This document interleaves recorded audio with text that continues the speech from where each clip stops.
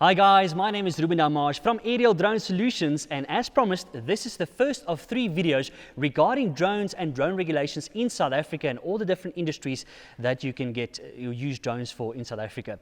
So please make sure to subscribe to our YouTube channel, click on the subscribe button below and also click on the notifications tab to be notified whenever a new video gets uploaded, and also follow us on social media, Facebook and also on Instagram. We've got the expert here this morning, Dean Polley from CUAASA, to tell us a little bit more about the drones in South Africa, also known as the Commercial Unmanned Aircraft Association of South Africa. Dean, good morning and welcome. Morning, Ruben, and thank you for inviting me onto your show. Dean, let's talk about, give us a little bit of background on yourself.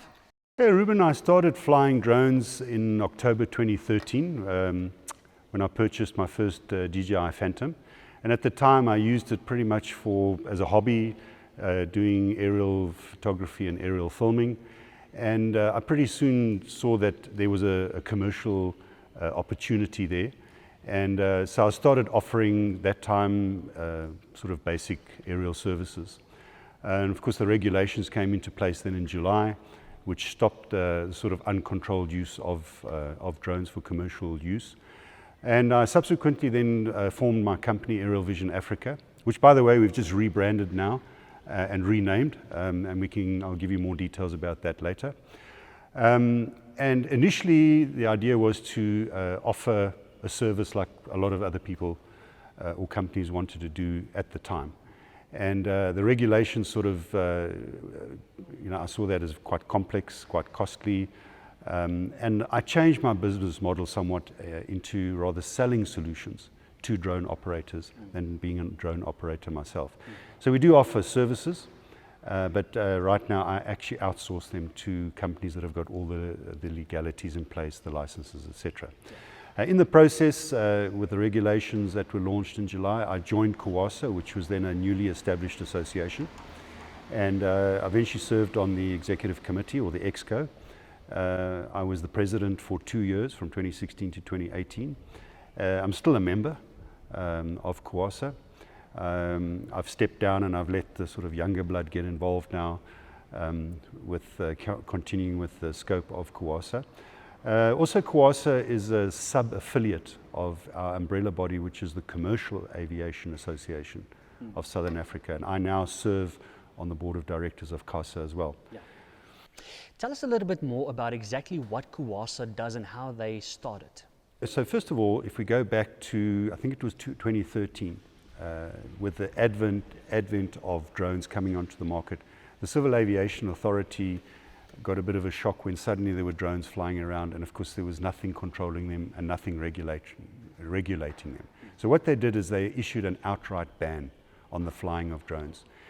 At the time, it had a severe impact on a number of companies that were already operating for many years using radio-controlled helicopters and homemade drones to provide the very services that's being provided today. And so they approached the Civil Aviation Authority and said, well, you can't just do an outright ban. You need to at least bring in some form of regulations. So CUAASA was then formed at the time with a group of stakeholders to engage with the Civil Aviation Authority to basically force them to put in the regulations, which became Part 101. Going forward, CUAASA is made up of members of the industry that have vested interests, and we became the mouthpiece of people wanting to legalize, wanting to get into the drone industry, applying for their ROCs, and we were sort of like the mouthpiece for representing them and liaising on their behalf with Civil Aviation Authority. So you briefly touched on the commercial side, but let's focus on this episode more specifically on recreational or hobby flying. So let's say, for instance, I went out December, I bought myself a brand new drone. Where can I fly? And can I fly without having a license? So yes, if you're going to get a drone which is under 25 kilograms, it's classified as what's called an SUAS, so it's a small unmanned aircraft system. I mean, typically what you're looking at is the sort of sub 3 kilogram range of consumer drones, or hobby drones if you want to call it that. The regulations actually makes provision for that. So you don't need an RPL, you don't need any form of licensing, but there are strict regulations that govern how and where you can fly it. So some of the most obvious ones is, first of all, you can't fly over a built-up area. So your backyard is out of the question because you need to maintain a distance of at least 50 meters of any structure. So, you know, if you've got maybe if you have a 1 hectare stand, yes, you can fly around your garden. But I mean, it's borderlining on going against the regulations. You can't fly over a public road. You can't fly over people. You can't fly within 50 meters of a public road. You can't fly within 10 kilometers of an airport. So if you take, if you take Pretoria, for instance, 10-kilometer radius around Waterkloof is basically no-fly zone. You can't fly in controlled airspace. So public spaces, I mean, there's obviously national key points like the union buildings, power stations, etc. So it's actually quite a pity because the drones have been designed for, you know, getting you eyes in the sky and doing very creative filming, aerial filming work, and where would you want to do this in the most scenic places possible. So the golden rule is if it's over any private property, you need to have written permission from the owner, and if you're on holiday, those are the parameters with which you could, where you can operate them, is what I've just listed. And to find out exactly what that is, it's clearly spelt out in Part 101 regulations, and you can get that off the CUAASA website.